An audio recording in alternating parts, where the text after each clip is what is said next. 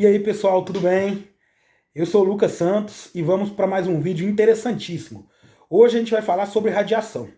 E eu quero deixar um desafio no ar. Se você gostar do vídeo, assista até o final, curta, compartilhe e se inscreva e deixe um comentário bem legal. Caso tenha alguma dúvida ou queira acrescentar alguma coisa, tá bom? Então vamos lá.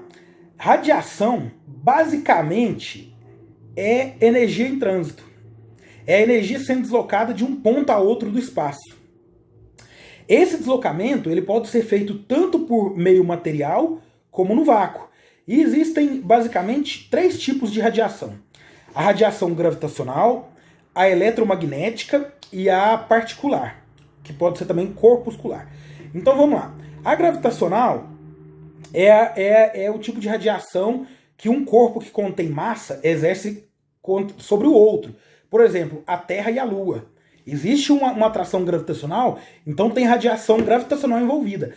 A massa da Terra, ela te puxa para o centro da Terra, né, por meio de uma radiação gravitacional. Daí decorre as ondas gravitacionais que foram provadas recentemente da relatividade de Einstein, né? Mas a gente vai aprofundar isso em outro vídeo de uma forma bem simplificada. A radiação eletromagnética ela é feita por ondas, como por exemplo a luz, né? Elas se propagam através de ondas eletromagnéticas. Eu disse a luz, mas a luz na física moderna ela pode ser entendida tanto como uma partícula, porque ela vai carregar também a radiação corpuscular, quanto por meio de uma onda.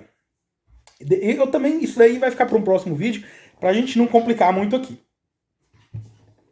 A radiação corpuscular é a mais interessante, na minha opinião. É aquela radiação que se propaga por meio de partículas subatômicas. Aí vão entrar a radiação alfa, a beta e a gama, que muita gente acha complicado, mas não tem nada demais. Vamos lá, a partícula alfa nada mais é que o núcleo de um átomo de hélio sem os elétrons. Ou seja, ela é composta por 2 prótons e 2 nêutrons. Elas são geradas a partir de emissões de elementos radioativos, como por exemplo o urânio, que ele vai decair em tório e liberar partículas alfas. Acho que uma partícula alfa, se eu não me engano, não tenho certeza se é uma ou duas. Mas vamos lá, depois a gente faz um vídeo sobre fusão e fissão nuclear, a gente vai falar melhor sobre isso. Então, o exemplo mais clássico seria mesmo o decaimento do urânio. As partículas betas são elétrons de alta energia, ou pósitrons. Pósitrons é um tipo de partícula parecida com um elétron, de massa muito pequena, infinitesimal comparado com o próton, mas ele tem carga positiva. Imagina o poder de uma partícula dessa. Ela é muito pequena, mas tem uma carga positiva, ela tem a mesma carga do próton. Para a gente ter noção de quão pequeno é um elétron, a gente costuma dizer o seguinte: um átomo, né, o núcleo do átomo seria uma bola no meio de um campo de futebol. E um elétron seria menor que uma bola de gude na última fileira de arquibancada. Aí a gente consegue ter noção do tamanho do elétron, e a massa dele é muito pequena. A massa do elétron ela é desprezível se comparado com as massas do nêutron e do próton. Mas vamos lá. Temos também os raios gama, que eles são raios de alta energia obtidos por meio da aniquilação de um pósitron e um elétron. O pósitron eu acabei de explicar que é uma carga na verdade é um corpo muito pequeno, muito diminuto como o elétron, mas de carga negativa. Quando os dois se chocam, liberam uma grande energia que é o raio gama. Temos também os raios X, que são muito conhecidos de todos, né, que todo mundo já tirou uma chapa de raio X. É um tipo de radiação eletromagnética, assim como as ondas de rádio, as ondas eletromagnéticas. Então, é um tipo de radiação, só que ela é de uma energia muito maior que as ondas de rádio. Uma radiação, ela só passa a ser perigosa quando ela tem uma intensidade e uma frequência muito alta. Então, os raios-x eles podem ser perigosos a partir de determinada intensidade. Os de uso médico, eles não são necessariamente perigosos. Caso haja muita exposição, eles podem sim ser perigosos. Mas não tem nada que ficar com medo na hora de ir lá tirar um raio-x no hospital. O que acontece? Os raios-x, eles se propagam em meio material. Então, eles conseguem atravessar a matéria que não é tão densa. Por exemplo, os músculos do seu corpo, os vasos sanguíneos, a pele, é uma matéria não muito densa. Então, o raio-x ele entra e penetra a sua pele como se nada tivesse ali. Ele simplesmente entra e sai. Mas como os seus ossos são muito mais densos, eles absorvem essa radiação. Então por isso que a gente consegue ver uma fotografia de raio-x, porque a radiação ela queima aquele filme, que é a chapa, né? E onde tem o osso, ele não queima, porque ele se choca com o material que é muito denso, que é o osso. E por isso o chumbo e alguns outros metais, eles protegem contra a radiação, porque eles são muito densos e a radiação não atravessa. Entendeu? E o chumbo ele é tão denso que ele segura basicamente os 3 tipos de radiação: alfa, beta e gama. Interessante, né? E uma curiosidade, eu não vou me estender muito, isso foi descoberto por meio de uma lâmina de ouro muito, muito fina.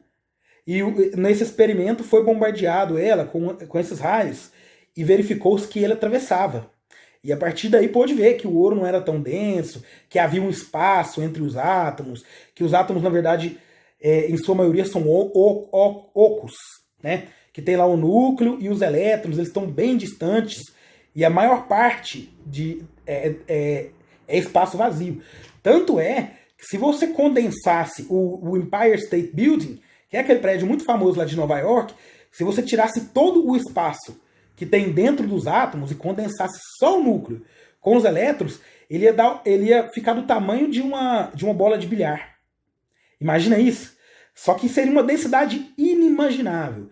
A gente vai falar disso quando a gente for falar de estrela de nêutrons, que é um dos materiais mais densos que a ciência conhece, que ela é feita somente por nêutrons. Tá bom? Então vamos lá. E temos também, como outro tipo de radiação, os nêutrons, que são basicamente partículas de nêutron que viajam em altíssima velocidade, próximo da velocidade da luz. Então, muito bem. A radiação ela pode tanto ser emitida de forma natural como artificial. Uma forma natural seria a radiação pelo Sol. O Sol está sempre emitindo radiação, porque lá dentro do Sol está acontecendo fusão, né, de hélio, de hidrogênio e hélio, e isso daí libera uma grande quantidade de energia. Porque um átomo de hélio ele é menos energético que 2 átomos de hidrogênio. Quando os dois se fundem, libera grande quantidade de energia. E libera vários raios alfa, beta, gama, dentre outros, né? Então, assim como luz.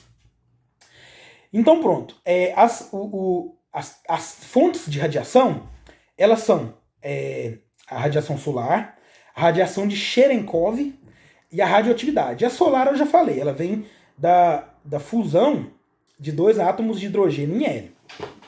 A radiação de Cherenkov é extremamente interessante. Cherenkov é um cientista russo que ele ganhou o Prêmio Nobel de Física de 1958. Ele trabalhava num reator nuclear, fazia seus experimentos, usava como laboratório, e ele percebeu que perto das pastilhas de urânio, a água emitia uma luz azul, e aquilo não tinha explicação física e não entrava em nenhuma das equações. Não entrava na equação de Planck, não entrava nas equações. E ele não sabia de onde vinha essa fonte de radiação. E aí ele demonstrou que isso nada mais era que a radiação passando dentro dos átomos de água excitava esses átomos de água e emitia essa luz azul. Por isso que a gente sempre vê aquelas fotos lá de internet e vê o reator de uma usina nuclear e tá lá um espectro fantasmagórico azul. Aquilo não é mentira, né? Muita gente pode até achar que aquilo é exagerado, mas não é aquilo lá mesmo, né? Então vamos lá. A radioatividade ela é a emissão dessas partículas, né, por meio de elementos radioativos, como urânio, plutônio e daí por diante. Então agora vamos concluir o nosso vídeo falando dos benefícios e os malefícios da radiação. A radiação ela é extremamente útil para o ser humano e para a nossa tecnologia. Desde exames laboratoriais, como sensoriais, prospecção geográfica, a radiação ela é muito empregada. ondas de rádio, telefonia, micro-ondas. Micro-ondas é um caso interessante. Não tenham medo do micro-ondas. Muita gente fala, ah, mas se eu comer comida de micro-ondas, eu vou pegar câncer. Não tem nada a ver. Você não vai pegar câncer porque aquilo ali, na verdade, é uma onda de baixa intensidade. É uma onda de baixa, é uma onda eletromagnética de baixa intensidade. Ela oscila de uma forma muito rápida. E o que acontece? Ela só age em cima de matéria polar. A polar ela não age. Por isso que se você colocar, por exemplo, óleo, só um pouco de óleo com plástico ali dentro do micro-ondas, não vai aquecer. Não vai aquecer, vai aquecer porque tem impureza no óleo, mas você colocar um óleo puro não vai aquecer. Porque o óleo ele é apolar. E as ondas eletromagnéticas do micro-ondas não conseguem excitar essas partículas. Já a água é diferente. A água ela é polar.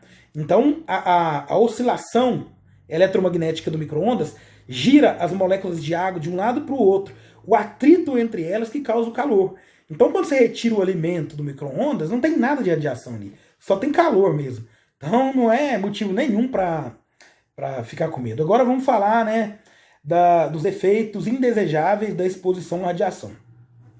A pessoa pode desenvolver doenças crônicas, leucemia, queimaduras, inclusive queimaduras gravíssimas, dentre outras, doenças genéticas, pode ocorrer mutação genética nas células, envelhecimento precoce, porque as células recebem essa carga de energia que não está preparada. Isso aí pode matar células e pode causar também o envelhecimento ou a reprodução, o envelhecimento precoce ou então a reprodução desordenada. Reprodução desordenada, câncer.